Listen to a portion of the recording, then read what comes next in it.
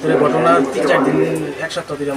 কিছুদিন আগে স্ত্রী এবং শাশুড়ি দা দিয়ে কুপিয়ে হত্যা করেছিল। আজ এক্সিকিউটিভ ম্যাজিস্ট্রেটের উপস্থিতিতেই খুনের ঘটনাটি কিভাবে ঘটিয়েছিল তা সম্পূর্ণভাবে দেখিয়েছে।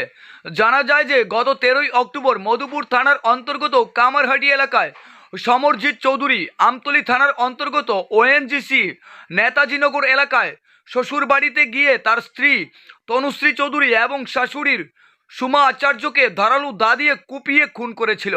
ঘটনার দিনই পুলিশের হাতে গ্রেফতার হয়ে মূল অভিযুক্ত সমরজিৎ চৌধুরী।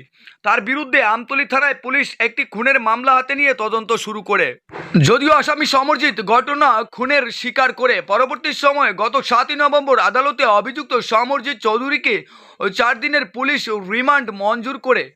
পুলিশ রিমান্ড চলাকালীন সময়ে রবিবার দুপুরে সদর ডেপুটি কালেক্টর ম্যাজিস্ট্রেট অনিন্দ্র চক্রবর্তীর উপস্থিতিতে খুনের মামলার তদন্তকারী অফিসার সুস্মিতা দেবনাথ অতিরিক্ত নিরাপত্তা বলের মাধ্যমে অভিযুক্ত সমরজিৎ চৌধুরীকে নেতাজিনগর স্থিত তার শ্বশুরবাড়িতে অর্থাৎ ঘটনাস্থলে নিয়ে যাওয়া হয় এবং সেখানে গিয়ে অভিযুক্ত সমরজিৎ চৌধুরী কিভাবে নিজের স্ত্রী এবং শাশুড়িকে কুপিয়ে হত্যা করেছে তা পুনরাবৃত্তি করে পুলিশকে দেখায়।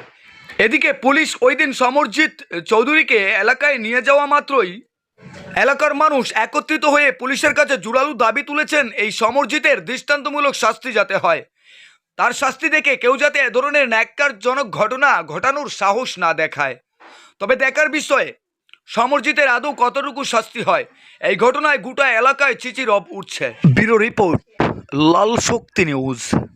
শাশুড়ি যখন দিছে বউর দুজন আগে এখানে পড়ছে বউ করতে সাইডে শাশুড়ি দিয়ে সাইডে দিছে। এরপরে আমি দিকে টস মেরে আর এই মোবাইল লাইট জ্বালাই গেছে তো আমি দিকে যাই দিছি। আচ্ছা ওয়ালটা পরে পরিবেশন